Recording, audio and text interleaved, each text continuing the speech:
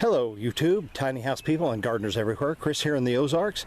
Today's topic is tending heirloom indeterminate tomatoes. I just really enjoy indeterminate heirloom tomatoes. I've been growing them for years. Yes, I know the hybrids are often more productive. That's the reason they hybridize them in the first place. And I realize that some of them do taste pretty good. I just have an affinity though for those good old-fashioned tomatoes. So I've got a bed here that's about 18 foot long, maybe 19 foot long. It is a dugout bed. It used to be a regular bed, but we converted that into a grow system where you're using a pool of water. And if you want to see that video, just click up above and you can see that video. But today we're just going to focus on tending these heirloom indeterminate tomatoes. So just a little bit more about this bed. The water in the pool, we use some insecticidal soap, we use some mosquito dunks and a little detergent that keeps the mosquitoes from taking over the place. So there really hasn't been any mosquito problem there. You see one every once in a while, but not anything to really worry about. Now just a little bit about what we've set up here. This pool also has, you'll notice, a kind of a black truss system running across it. That's something that we use mainly in the wintertime to put spinach in this bed or something else that needs just a little bit of protection, and we can put the plastic over that as a tent, and that works really well. But during the summertime, I found that it works really great as an initial trellis for the tomatoes. So what I do is the tomatoes grow up that high, then I tie them onto there, and then from there on we take them up strings. But so you'll notice that here in this system, well, what we have is a pole that's going into the grow bag. Let me get down here real quick where you can kind of see that. You can see the tomato stalk there in the front and the pole right behind it, and it just goes down, and the bottom of it is anchored into this soil in the grow bag. And then you can see that I've already been tending these tomatoes. You can probably see the little string. I just do this the old-fashioned way, and that is with string, with jute twine. It's compostable, it's biodegradable, it's cheap, and I've just always done it that way, and it's always worked for me, so I keep doing it. There's many ways you can do these. You can use those fancy little green clips that are reusable at least for a few seasons. There's garden tape, there's twist ties, there's all kinds of things you can use. You could start at the bottom with string if you want and just wrap it around, but we have these poles, and I mentioned it in a previous video that Carla picked these poles up for next to nothing, and they're not long enough to use, as true full tomato stakes, but they're still long enough to use at this purpose. So I just tied them here. You can see I just used some jute twine and tied them on to the calash support here, the trellis support. And then what I've now done just recently, because the tomatoes are starting to get to the point where you can see there, they've already reached, in some cases reached the trellis support there, the rod going across there, and are already beyond that. So I figured I better get my act in gear here and get these set up. So what I did was, and I've done this for several years and it works pretty good, is I've just made some metal clips, and they're really just U-shaped pieces of metal, and they're various kinds of metal. This is just scrap I had lying around, and I bent them into a U-shape and then drilled a hole to tie the lines into. And so the lines are just strung down from there, and then to save on the line where I have a tall pole, I've just attached it to the pole. And there's a nice knot in there, but in order to keep this thing from slipping, the line from slipping up this straight pole until the tomatoes get up there, I've just put a little duct tape, the common man's best friend, I guess, and that'll keep that in place. I also like to put it a little bit over some of the knots so that the water, at least for a little while, will kind of shed off of that knot and not rot that knot so quickly. Now, yes, this twine going up here is not really compostable. It's nylon. Nylon holds up really, really well, and it just happened to be a roll that I had left over from another project. So I said, well, I'm not going to go ahead and buy another roll of jute just for this. And you have to really buy, if you want to buy compostable stuff for this particular application, you really need to buy some thick stuff so that it doesn't give out before your season gets out. But this should work pretty good. It's not real thick. I don't know if you can see it or not on the video. It's not real thick nylon, but it has a pretty high tensile strength, so I think it'll hold up just fine. And I've never had them come down on me. Maybe once in a high wind I've had one come down, but for the most part it works really well. But you'll also notice as I pull over here, let me see if I can get a good shot at this. But you'll notice that my strings don't all go up straight up and down, and there's a reason for that. And the reason why is because I have approximately twice as many strings here as I have tomatoes, and there's actually a reason for that. Let me get into one of these tomatoes a little closer, and we'll take a look at it, and you'll see what I'm talking about. Okay, I'm a little bit closer to one of these tomatoes that I want to specifically look at today, more closely, and this particular tomato actually is a little bit different. It's kind of more of a potato leaf, not a true, I guess, complete potato leaf, but more of a potato leaf than some of the other tomato leaves. You can see some of the tomatoes, many of the tomatoes, most of the tomatoes have these really skinny leaves, but some tomatoes have much wider leaves, and it's more akin to what you see on a potato plant. I've seen some of them have even more of a potato leaf than this, but this particular plant is, like I said, an heirloom determinate tomato. That's basically all I grow for the most part. I've grown a few determinate cherries in the past just for fun, but my main interest is in growing these. This one's called Peach Lady, and it's not a yellow or an orange tomato. It actually is a peach colored tomato. It's kind of in between yellow and orange, and then it even gets a red blush on just one side, so it really does look just like a Georgia peach. Has a wonderful flavor. It doesn't really taste like a peach that much, but it's a great flavored tomato. And I've been growing this for years. I got the seed from some guy. I don't know where he got it, but it is true to form and keeps producing year after year from the saved seed. But the thing about this tomato, and I don't know if you can see this or not, I kind of got the string in the way. Most, at least many, if not most, of your heirloom tomatoes, what they will do is they will divide into two main stalks. Now, neither one of these is a sucker. There's no sucker there. And yet this tomato has divided and come all the way up here. You can see it's already reached the support here. It's also growing right up the main stem, and you can see where I've been tying it about every 6 inches. And that's what I do. It's about every 4 to 6 inches to start with. I'm really kind of aggressive. I don't worry too much about the plant. If the plant looks like it's getting cut into by the string a little bit, I might cut off one of that particular string, one of those strings, and retie it. But other than that, I don't really worry about it too much. The plant really adjusts, and I always try to leave a little bit of space in there. I don't know if you can see that over the leaf. Always try to leave a little bit of room there for the tomato vine to expand. But I also try to be aggressive enough to keep it going in the right direction.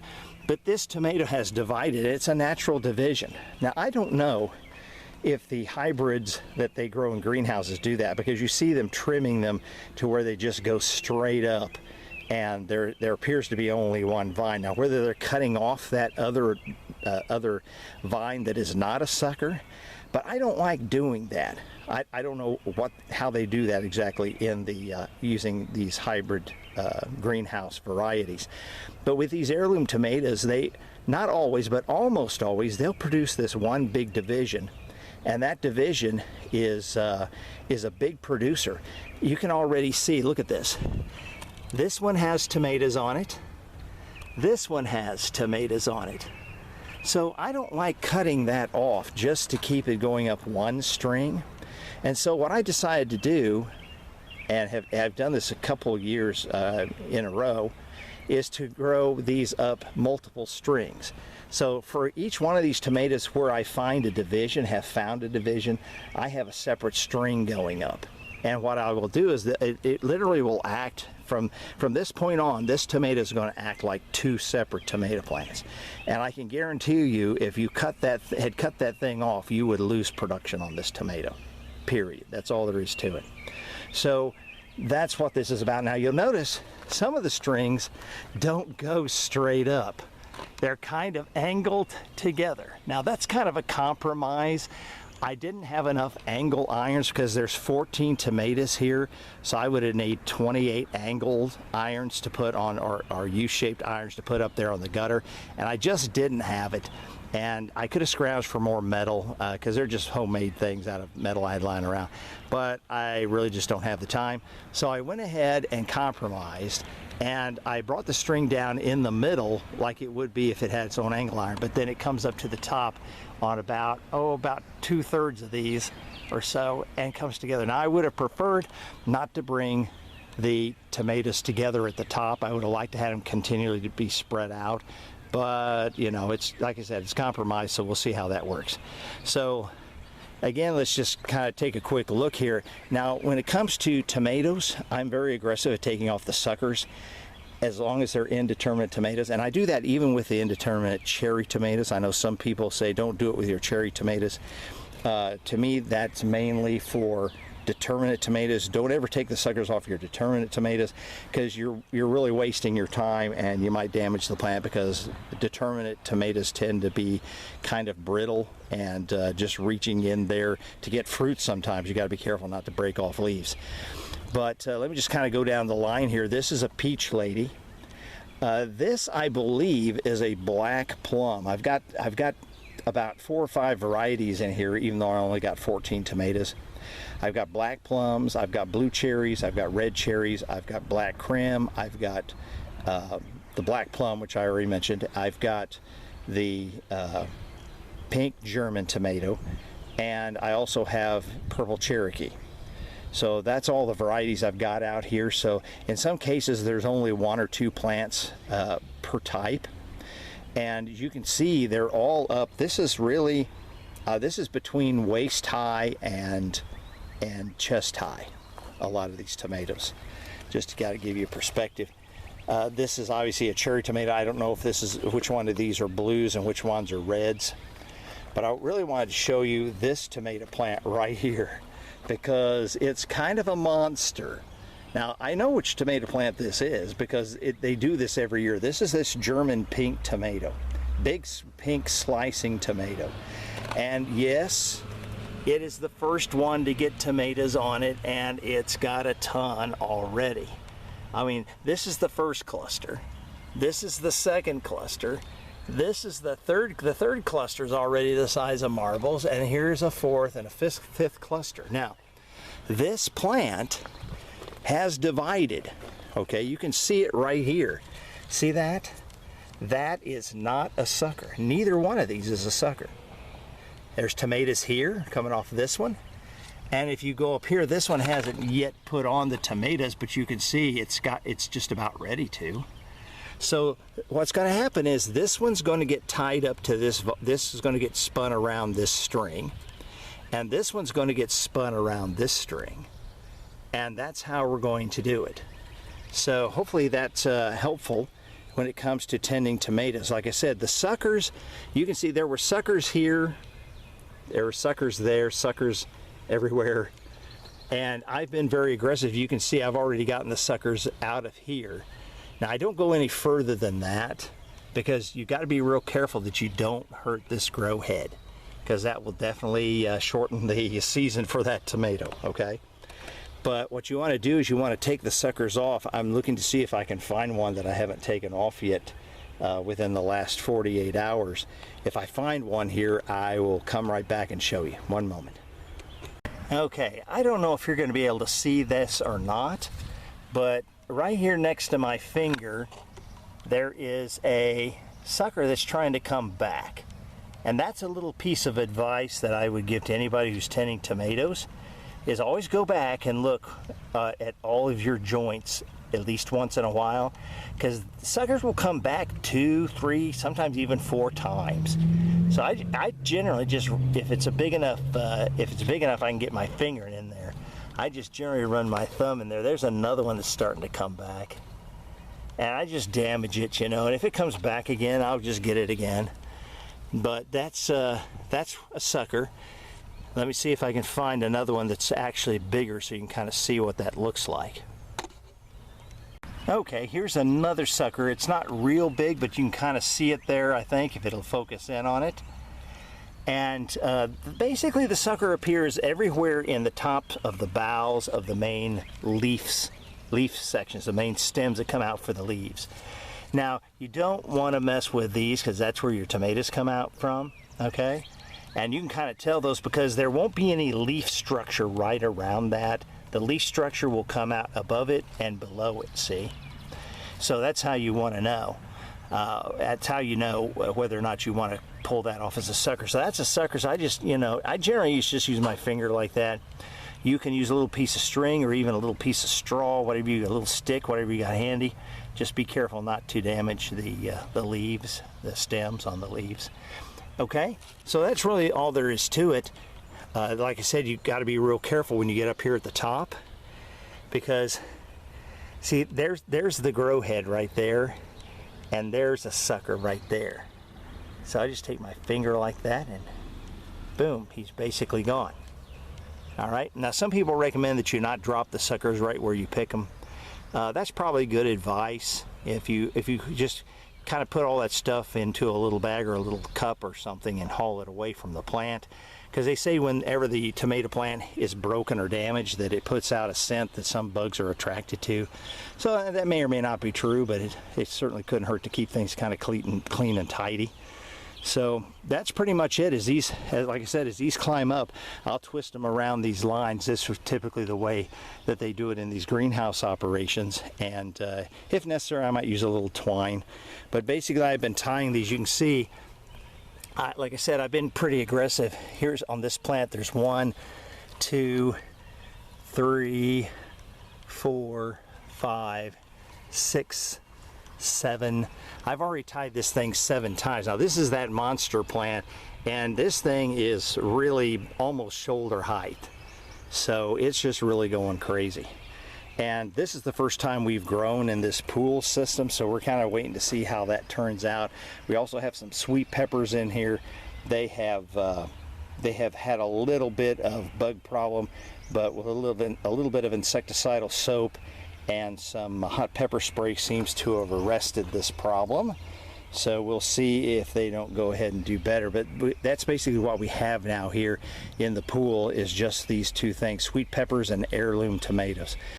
Now there is one other thing I wanted to show you as I'm tending tomatoes. What I like to do is, I like to plant them deep, of course, so that you're actually down a few nodes into the ground above where the actual roots began. Now, the reason for that, of course, is the tomato will put out more roots and be stronger and grow better tomatoes. More tomatoes, bigger tomatoes, healthier plant. The problem is that these very same things that put out the roots also can put out suckers or branches again, and they can start to come up right around the base here or very close to the base, and that can quickly bush out and become a problem as the plant puts its energy into things other than the tomatoes like you want it to. So what I do is, as soon as the plant is well established and starting to put on some things up above, some blossoms and things, what I do is I take off the first 3 or 4, maybe 5, and what that does is, first of all, it lets air flow through here, but it also is very good at clearing this, so I can see if anything starts to come up around here, and I can kill it off before, pluck it off before any problems happen and too much of the tomato plant's energy is wasted on something that won't produce tomatoes. Now eventually I will take a few more of these off, because you don't want these on the ground because then they get blight and that causes problems. But also, generally speaking, when you have tomatoes, and this has just now started to form its tomatoes, I don't know if you can see that around that string or not, but what happens is eventually you'll want the tomatoes that do form near the bottom to get more light, and you will want them to ripen up, that they will ripen up better as a result of having more light.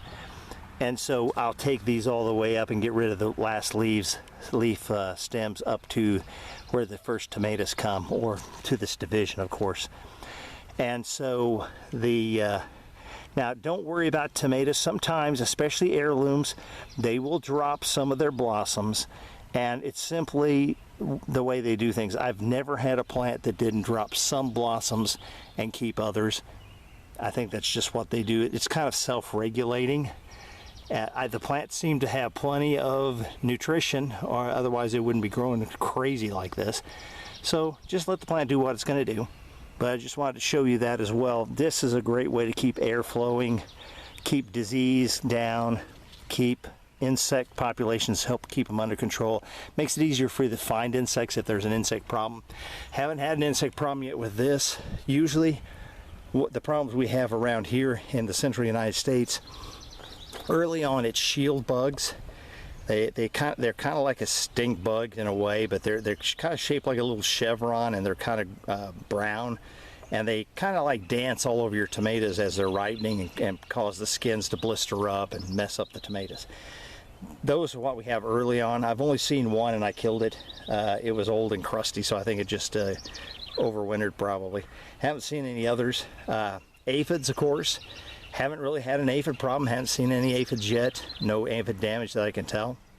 And then later on we'll have tomato hornworms, which are also a big problem if you let them go. They'll strip your tomatoes in no time, but they're also fairly easy to find because they're big and fat and green and juicy and ugly.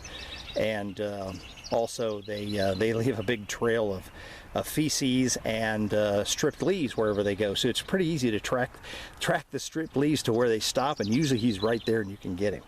So, but those are the main bugs that we have to worry about. As far as diseases on tomatoes, really, as long as you keep plenty of nutrition, this pool of water will really help, I think, because it keeps the water constant and the tomato can pick up whatever it wants when it wants. And really, when it comes to blossom end rot, which is one of your major disease problems with tomatoes, especially in the middle of the season when the tomato plant's really big and it's soaking up the nutrients in the water really quickly. One of the biggest problems with tomato rot really isn't calcium and magnesium, although those are big contributors. It's uneven watering, the same thing that cracks your tomatoes. If you've ever had tomatoes just crack up on you and you wonder why, well, most likely it's because of uneven watering. Either uneven watering because of the hose, you're having to use the hose and the watering's on and off because it's not raining often enough or steadily enough, or it's raining too much, it rains violently, and then the tomatoes just start splitting, just like watermelons sometimes split if they get too much water. But this pool system is really great, I think, because it evens out the watering and reduces the cracking, which is another beef, if you will, that people have with heirloom tomatoes, is they crack more easily than the hybrids do. Well, that's one of the reasons why, is because of uneven watering.